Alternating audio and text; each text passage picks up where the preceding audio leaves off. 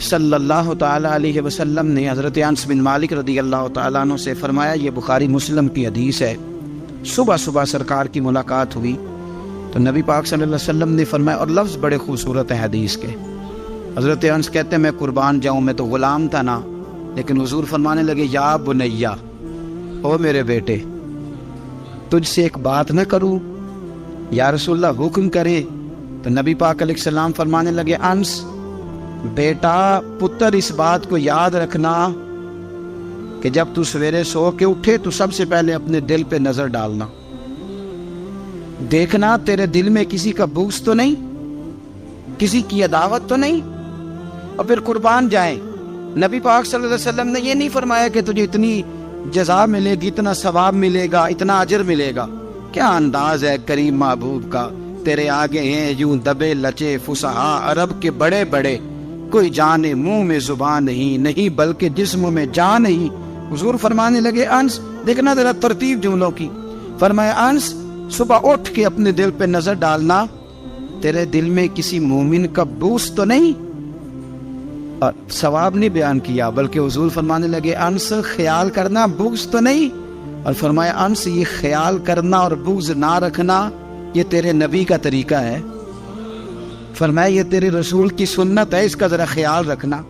وہ حضور نے فرمایا یہ میری وصیت ہے، میرے اس طریقے کو ذرا جاری۔ سویرے اٹھ کے موبائل پہ نظر ڈالنا ضروری نہیں، کھاتا دیکھنا ضروری نہیں، سویرے اٹھ کے کوئی روب ڈالنے کے نئے نئے طریقے اور مال کمانے کے نئے نئے طریقے سوچنا یہ تو مردہ کر دیتا ہے دل کو۔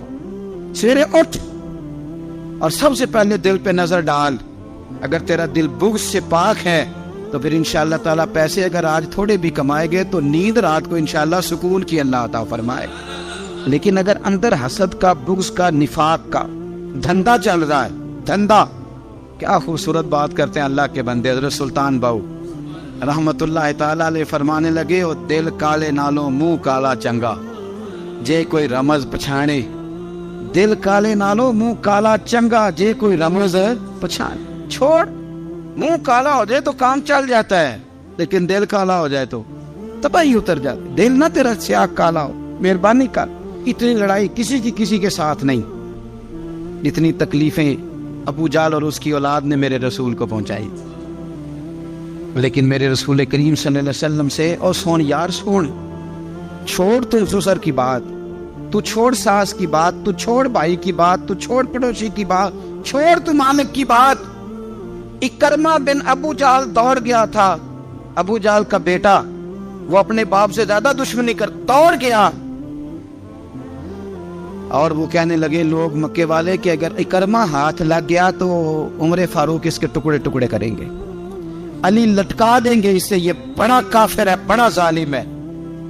اکرمہ کی بیوی آ کے مدینے والے رسول کے قدموں میں بیٹھ گئی، رو کے کہنے لگی، سونیا چھوٹے چھوٹے بچے ہیں، تکلیف اس نے بڑی دی ہے، حضور اس نے اور اس کے باپ نے ستایا بڑا ہے، یا رسول اللہ کو مہربانی ہو جائے۔ تو نبی پاک نے سر سے پگڑی اتار کے دی، فرمایا جا اسے جا کے نشانی دینا کہ رسول نے تجھے معاف کر دیا ہے۔ تو کون سے اتنے بڑے دعوتیں لیے بیٹھا ہے؟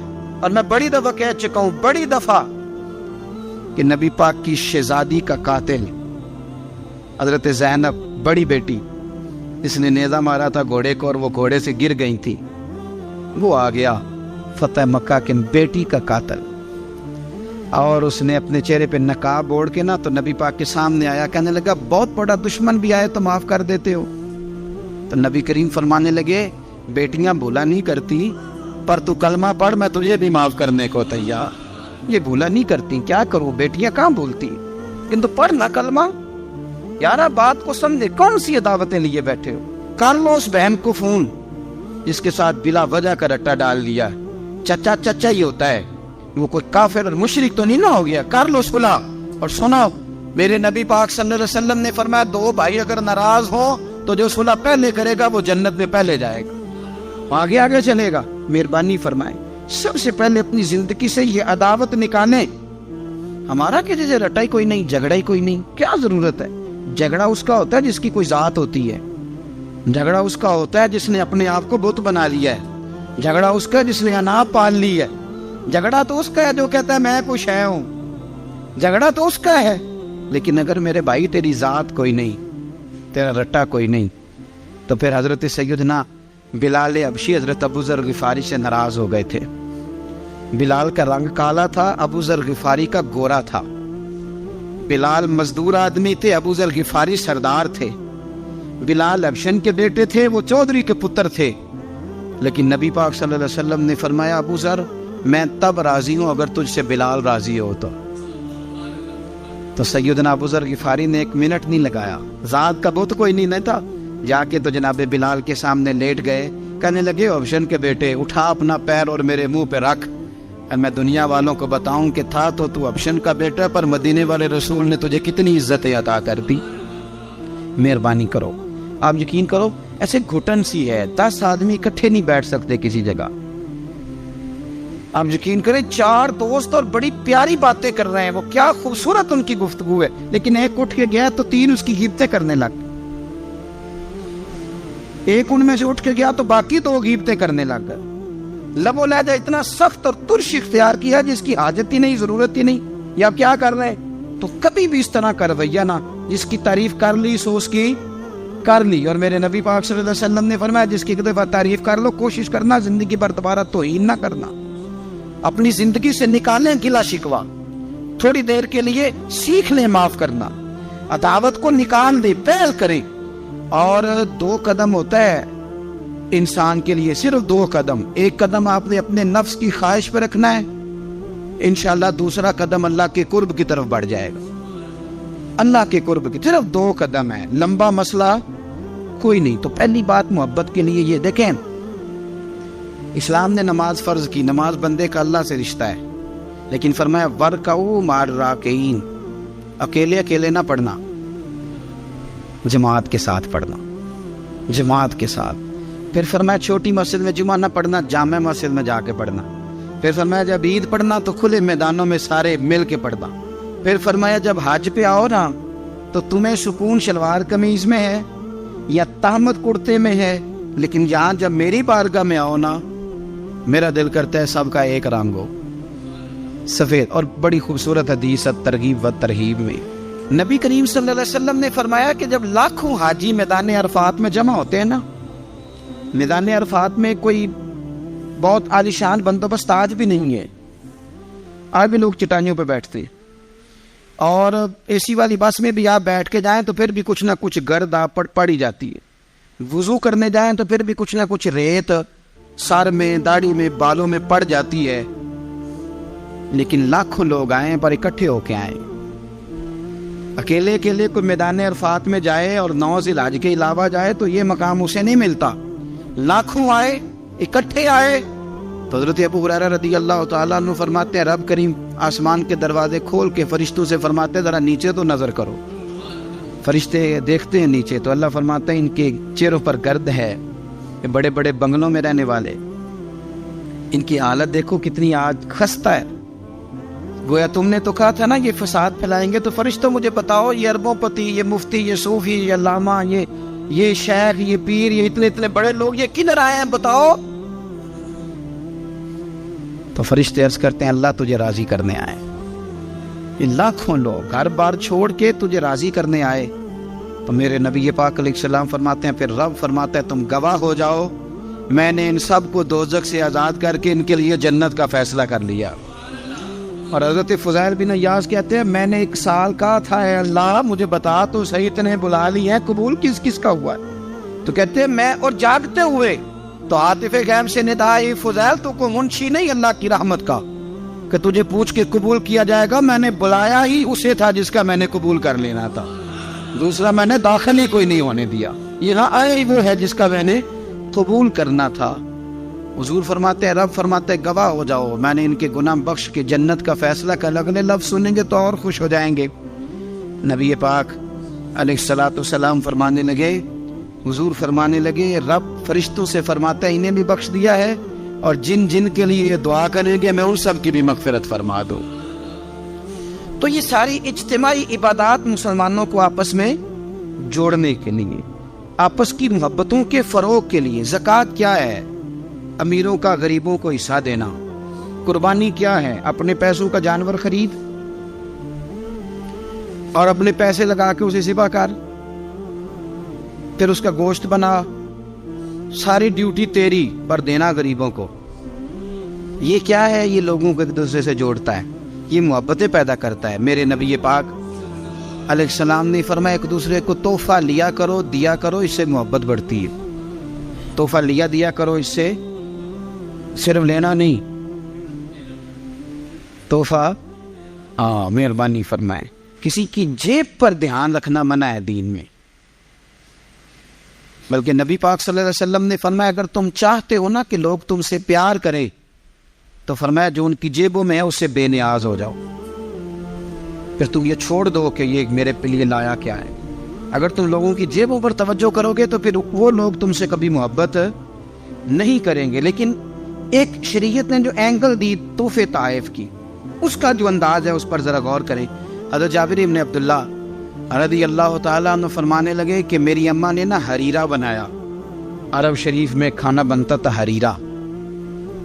میرے والد گرامی نے میری ماں سے سفارش کی، ان کے والد حضرت عبداللہ ابن عمر یہ میدان احد کے پہلے شہید ہیں، اور نبی کریم صلی اللہ علیہ وسلم نے فرمایا تھا جو جو شہید ہوا رب نے اس پر پردے ڈال کے بات کی، لیکن جابر جب تیرے والد گئے ہیں تو رب نے بے پردہ گفتگو فرمائی ہے۔ اتنا بڑا آدمی حضرت عبداللہ ابن عمر رضی اللہ تعالیٰ، تو انہوں نے نا اپنی بیوی سے کہا کہ اچھا سا حریرہ بناؤ، میں نے سرکار کی بارگاہ میں پیش کرنا ہے۔ تو کہتے ہیں بڑا پیارا، میری ماں نے نا بڑی خوشبو اس میں سے آ رہی تھی، وہ تیار کر کے اور بڑے برتن میں ڈال کے اوپر سے ڈھک کے مجھے دیا۔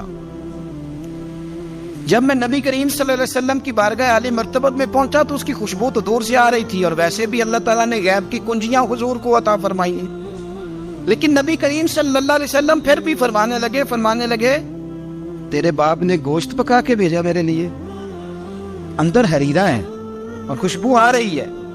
حضور فرمانے لگے تیرے والد نے کیا گوشت بنا کے بھیجا؟ اللہ کرے آپ کو سمجھ آئے میری بات۔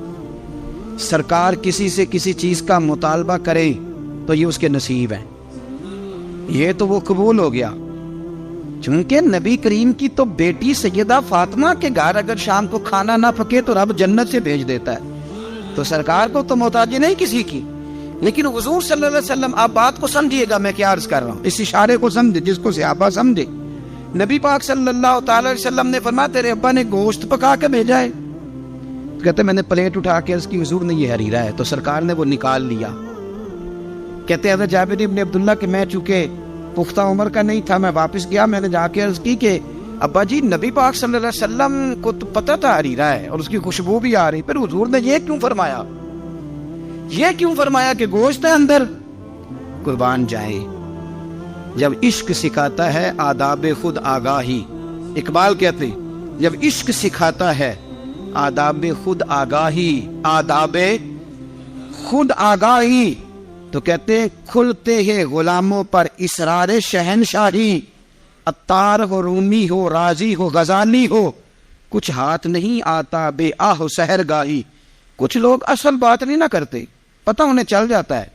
تو مرحوم آدم چشتی نے کہا تھا نہ علماں وچ پھسا سانو تو یار دی گل سنا سانو، تو چکر میں ڈال رہے ہمیں، نہ علماں وچ پھسا سانو تو یار دی گل سنا سانو، اوتے علم دا سکہ نہیں چلدا جتے عشق ہوراں دا ڈیرا ہے، تے جڑے عشق تیرے نے چور کیتے انہاں دل دنیا تو دور کیتے، تیرے عشق نے پھر مجبور کیتے انہاں نو بھول گیا تیرا میرا ہے۔ کہا گھر جا کے میں نے عرض کی، میں نے کہا ابا جی حضور کو تو پتا تھا حریرہ ہے، تو سرکار نے یہ کیوں فرمایا کہ گوشت لائے ہو؟ تو کہتے ہیں میرے ابا کی آنکھوں میں آنسو آ گئے۔ آپ سمجھے نا، جب عشق سکھاتا ہے آداب خود آگاہی، رو پڑے اور فرمانے لگے تو خوش قسمت نہیں کہ حضور نے تجھ سے پوچھا ہے کہ تیرے باپ نے گوشت بھیجا، فرمایا جلدی کر ایک بکری پکڑ کے لا۔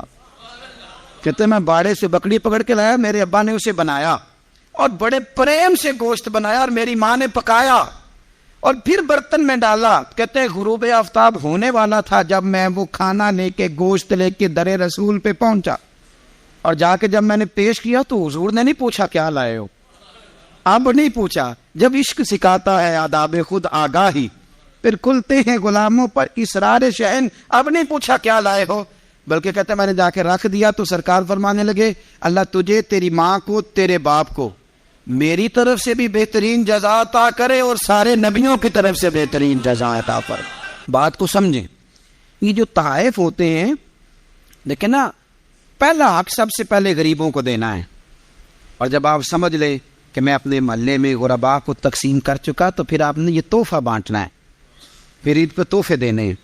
نبی پاک صلی اللہ علیہ وسلم اپنے کسی صحابی کی شادی ہوتی تو اپنے دستے مبارک سے کھجوریں بانٹا کرتے، کھجوریں اپنے دستے مبارک سے بانٹا کرتے۔ تحفے سے محبت بڑھتی ہے، اس سے پیار بڑھتا ہے۔ تو تحائف کا تبادلہ کریں، لیکن میں کہہ چکا ہوں کہ صرف لینے کا مزاج نہ بنائیں، یہ دو طرفہ معاملہ ہے، اس پر آپ غور کریں۔ پھر اگر آپ چاہتے ہیں کہ آپ محبت میں مزید فروغ ہو تو زندگی میں عاجزی پیدا کریں۔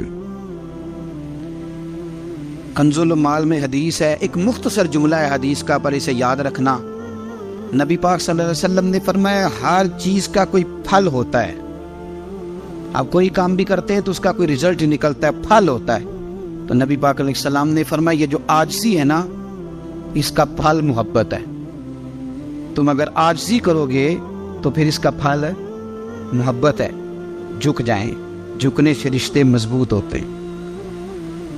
کبھی سسر کو بھی معذرت کرنی پڑے تو یہ کوئی مشکل کام نہیں، غلطی ساس سے بھی ہو ہی جاتی ہے، ڈٹ نہ جائیں، آڑ نہ جائیں۔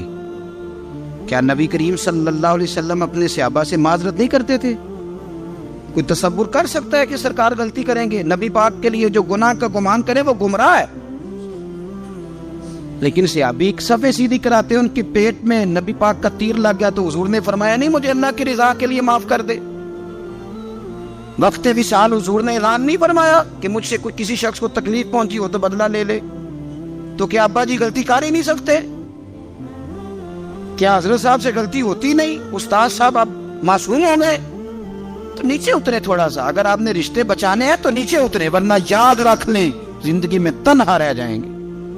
جسے جھکنا نہیں آتا اس کا کوئی رشتہ قائم نہیں رہتا۔ میاں صاحب فرمایا کرتے تھے نیویں نال تے نبھ جاندی ہے جے کر دلوں نبھائیے، اچھیاں نال نہ نبے محمد جے کسرا نہ کھائیے۔ اگر تجھے عادت ہے تھوڑا سا تو کسر کھا لیتا ہے تو پھر تیری نبھ جائے گی۔ اگر تو کہتا ہے نا ماں بدولت تو یہ سوال ہی نہیں۔ اور ایک جگہ اور کہا، فرمانے لگے اچا نام رکھایا جس نے او چولہے وچ سڑیا، اچا نام رکھایا جس نے او چولہے وچ سڑیا، اور نیواں ہو کے لنگ محمد لنگ جاویں گاڑیا۔ نیواں ہو کے لنگ محمد، پھر تو آج ہم نے رشتے گوا لیے لیکن ہم بارڈر پہ بیٹھے رہے، سلنڈر کرنا نہیں سیکھا۔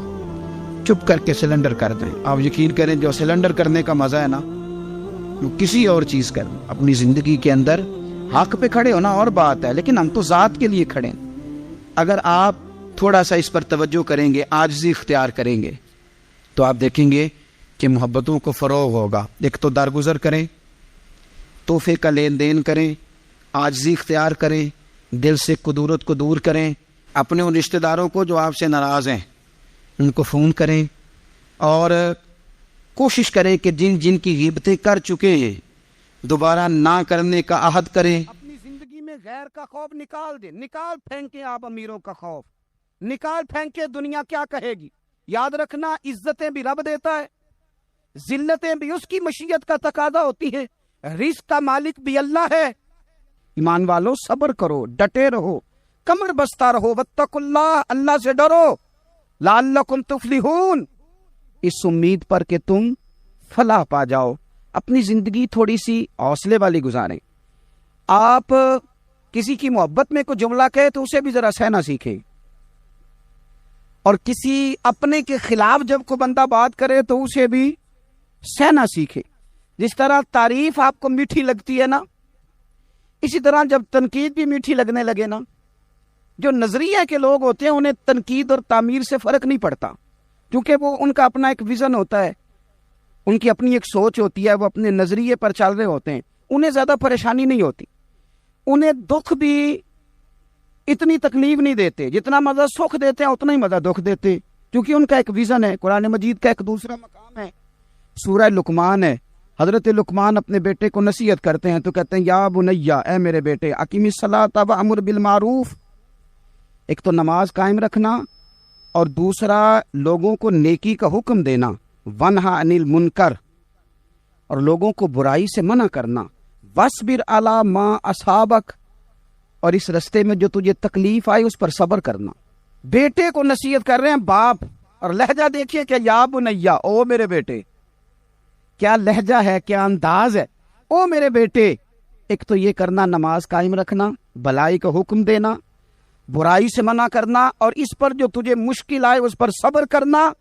और फिर क्या कहते हैं, कुरान मजीद का अंदाज देखिए, फरमाया इन्ना ज़ालिका मिन अज़्मिल उमूर, बेशक ये बड़ी हिम्मत वाले काम है। नेकी का हुक्म देना, बुराई से मना करना, नमाज पढ़ना और मुसीबत पर सब्र करना, ये हिम्मत वाले काम है पुत्र, हिम्मत वाले काम है, जरा डट के करना, बेहौसला ना होना। एक बुजुर्ग बैठे थे, अल्लाह के नेक बंदे भी थे और तिजारत भी करते थे, लाखों का कारोबार था। बुजुर्ग बैठे हुए हैं तो अचानक खबर मिली कि हजरत साहब पढ़ा रहे थे सबक। खबर मिली कि आपका वो जो एक जहाज था ना, माल बरदार, वो जहाज आपका डूब गया पानी में। फरमाने लगे अल्हम्दुलिल्लाह।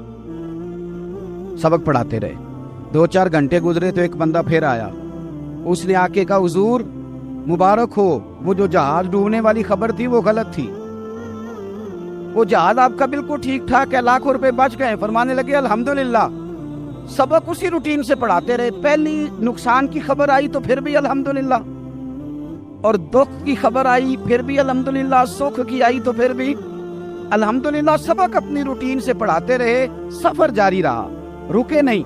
इख्तिताम हुआ तो तलबा कहने लगे हुजूर इतने बड़े नुकसान की खबर आई, जुमला ही कोई नहीं टूटा आपका, लफ्जों के अंदर कहीं हमने उतार चढ़ाव नहीं देखा, हुजूर चेहरे पर कोई परेशानी नहीं, और फिर इतनी बड़ी खबर मिली खुशी की, कोई आपकी आंखों में रोशनी नहीं आई, कोई हमने आपका चेहरा बदलते नहीं देखा, मामला क्या है?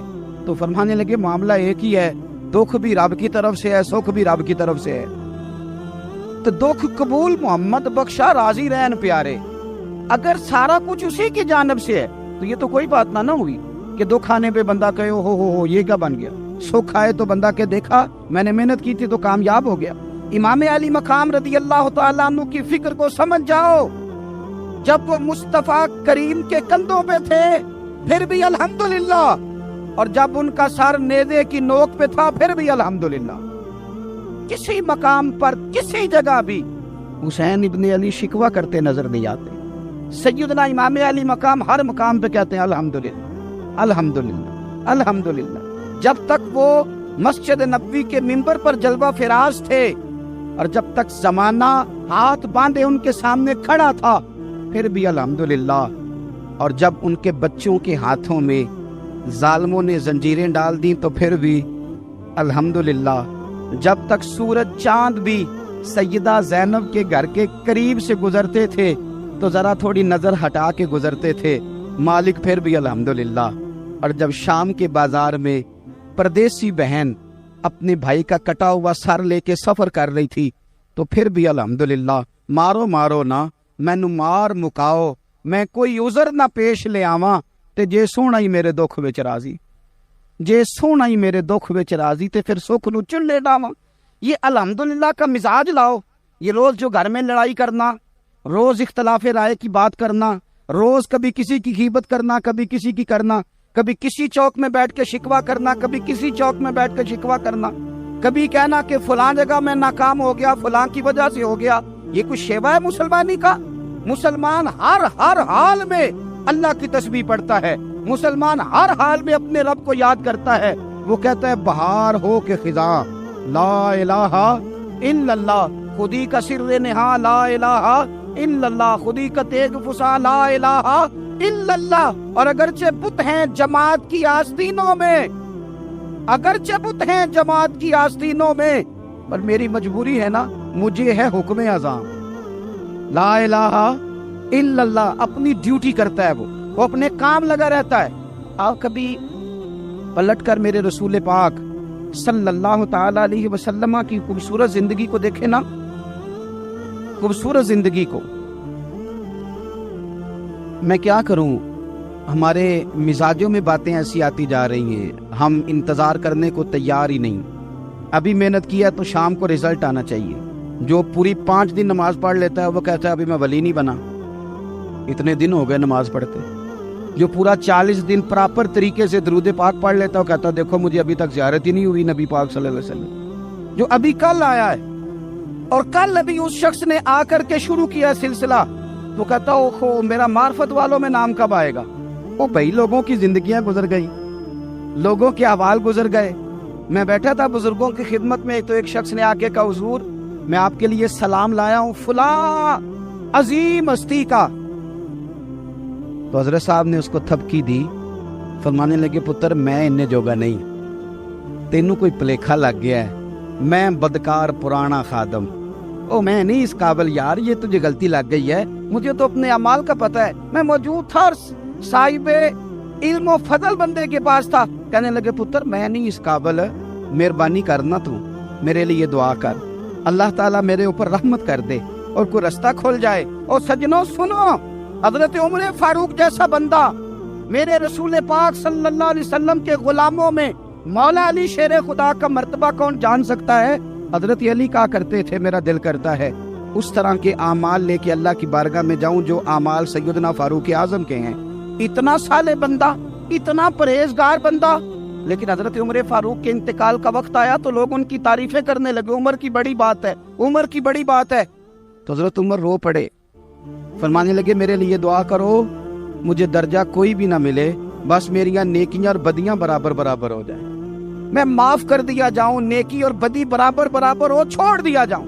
درجوں کا تو معاملہ بڑا آگے کا ہے، اتنی جلدی، اتنی سپیڈ، اتنی ہمیں جلد فٹافٹ ہو جائے، سویرے ہو جائے۔ آپ اپنی جدوجہد تو کریں، آپ تھوڑا پلٹ کے تو دیکھیں، آپ دیکھیں کہ لوگ میدانوں میں رہے، میدانوں میں رہے، حضرت خالد بن ولید میدان میں رہے، حضرت سعد بن ابی وقاص میدان میں رہے، حضرت سیدنا ابو عبیدہ بن جراح میدان میں رہے، یہ لوگ ہمیشہ میدانوں میں رہے، اپنی اپنی ڈیوٹی کر کے چلے گئے۔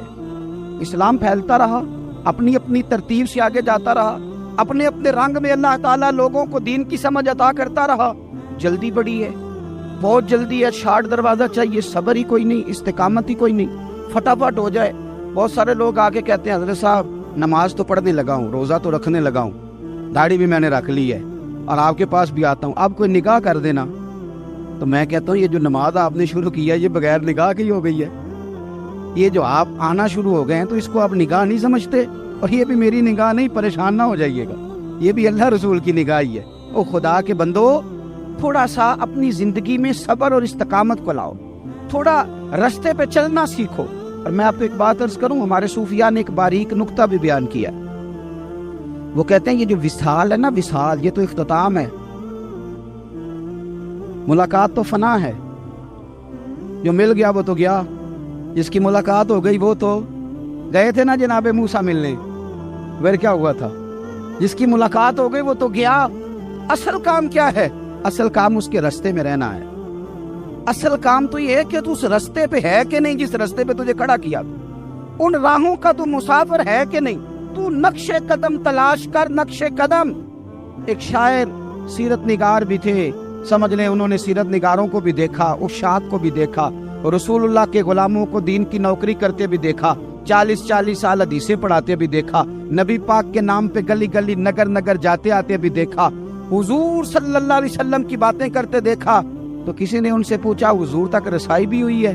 تو وہ سرکار کی بارگاہ میں مخاطب ہو کے کہنے لگے تیری معراج کہ تو جانے کہاں تک پہنچا، یا رسول اللہ معراج کی رات اب کہاں تک گئے کوئی پتہ نہیں، کہنے لگے وہ تیری معراج کہ تو جانے کہاں تک پہنچا، اور میری معراج کہ میں تیرے خاک قدم تک پہنچا۔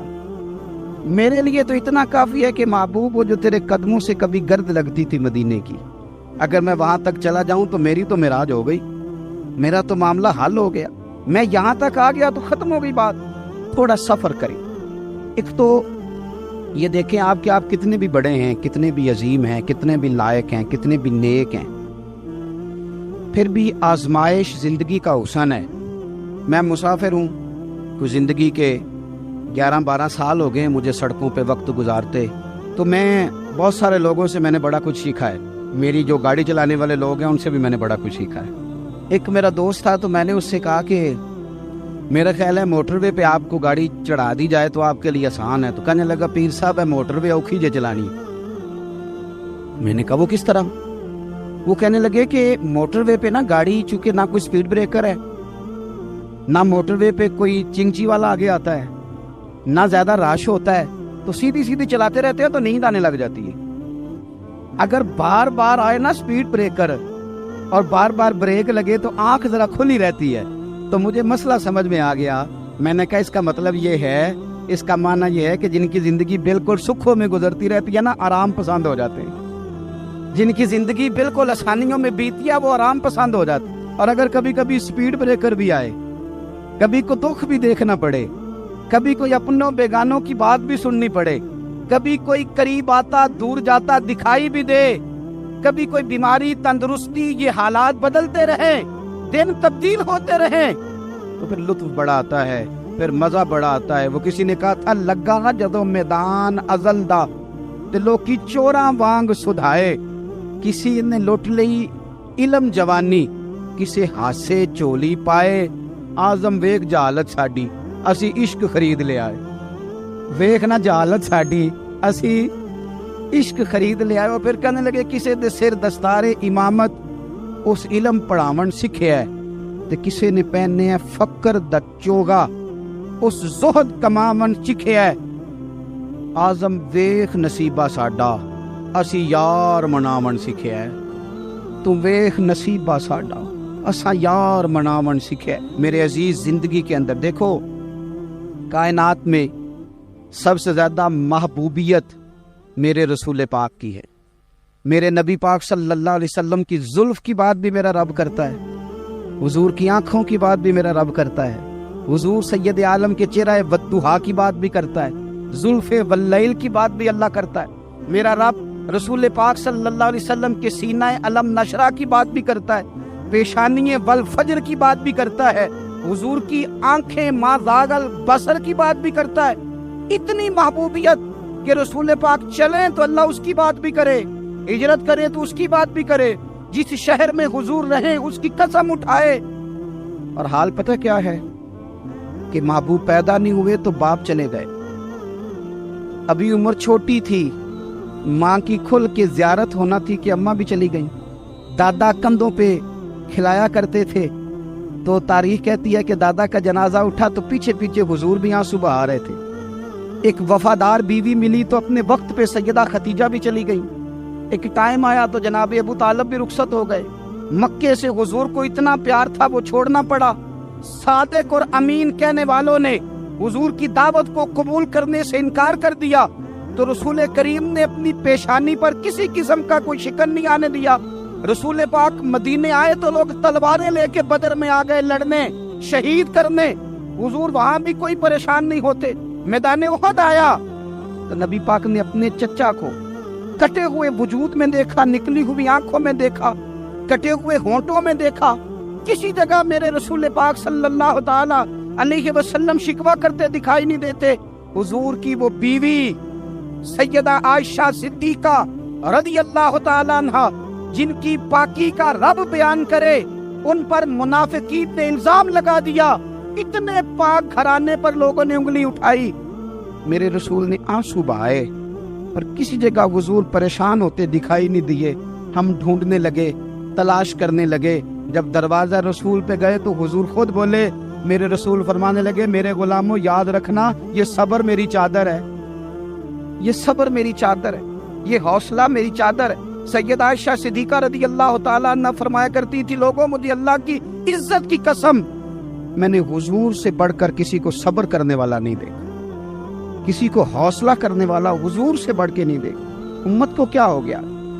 یہ چوراہوں پہ لڑ رہی ہے، چوکوں پہ لڑ رہی ہے، گھر ہیں کہ فساد کے آئینہ دار بنے ہوئے، لوگ آ کے رو پڑتے ہیں کہ جناب بھائیوں کا سلوک نہیں، کوئی دعا کر دیں، رو پڑتے ہیں جناب ابا کے ساتھ بھی لڑائی ہو جاتی ہے، کوئی تعویذ دے دیں، ذرا حوصلہ نہیں، صبر نہیں۔ کسی جگہ ٹھہرنا تو سیکھو میرے عزیز، کسی جگہ او یارو آؤ نا۔ میدان کربلا کے دو سبق، استقامت اور صبر۔ کتنا درجہ ہے سیدنا بلال حبشی کا، میں تقریر کر دیتا ہوں آپ سن لیتے ہیں، لیکن کبھی وہ انداز بھی تو دیکھو نا۔ حضرت بلال، او میرے دوست، جیل کے اندر بندے کے ہاتھ نہیں باندھے جاتے، پیر نہیں باندھے جاتے، پر لوگ جیل میں روتے ہیں، تڑپتے، सैयदना बिलाल कहते हैं मैं कलमा पढ़ता था, रात उमैया मुझे बांध के रखता था और सवेरे जब पत्थर अच्छी तरह तप जाते थे ना तो ला के बाहर मुझे पत्थरों पे लिटा देता था और मेरे वजूद पर भारी भरकम पत्थर रख देता था। सुनना जरा, तसव्वुर में लाना भला मैं क्या कहने लगा हूँ। हजरत हसन बिन साबित रदी अल्लाह तआला अन्हु फरमाते हैं मैं मक्का मुकरमा आया हज या उम्रे के लिए, तो मैंने मस्जिद नबी के जो आज मुअज्जिन बिलाल हैं, मैंने इनका ये रंग देखा कि मक्के के बच्चों ने उनके गले में रस्सी बांध के ना तो हाथों में पकड़ी हुई है और मक्के के बाजारों में ना उनको खींचते हैं, ले जाते हैं। मैंने एक शख्स से पूछा ये क्या माजरा है, क्या मुअम्मा है, तो बताने वालों ने बताया कि ये काले रंग का हबशी गुलाम मार सारा दिन खाता है, इसके साथ लोग वो सलूक करते हैं जो अजियतनाक और खौफनाक है, सारा दिन मार खाता है पर अपनी जुबान पे खुदा का नाम लेता रहता है, मोहम्मद मुस्तफा का नाम लेता रहता है। ओ तेनू लब दिया आप गवाचे, सानू अपनी खबर न कोई, आ वेखना साथू भारे नी कख गलियां, हुण ते आख दे लोग शुदाई, असी नंग नमूस दा साड़ के चोला, गल पहने है ताज गदाई, ओए सजना अपना आप गवाया है ता यार ने चाती पाई। भाई इस तरह का लोगों ने भी अंदाज देखा, लेकिन हमारा ये हाल है कि किसी जगह भी ठहराव नहीं, किसी जगह भी ठहराव, किसी जगह भी सब्र नहीं, किसी काम पर भी इस्तकामत नहीं। हमारी दोस्तियां रोज टूटती हैं, ताल्लुकात रोज कमजोर पड़ते हैं, हम बड़े जोश के साथ आगे बढ़ते हैं और बड़े बड़े ऐलानिया वादे करते हैं। कौन सी चीज है जो हमें कमजोर कर देती है? सिवाय इसके कि हमारा नफ्स कमजोर है, सिवाय इसके कि हमारा नजरिया कमजोर है, सिवाय इसके कि हमारे अंदर वो ताकत नहीं जो हमें इस्तकामत पे लाके खड़ा करे, जो हमारे अंदर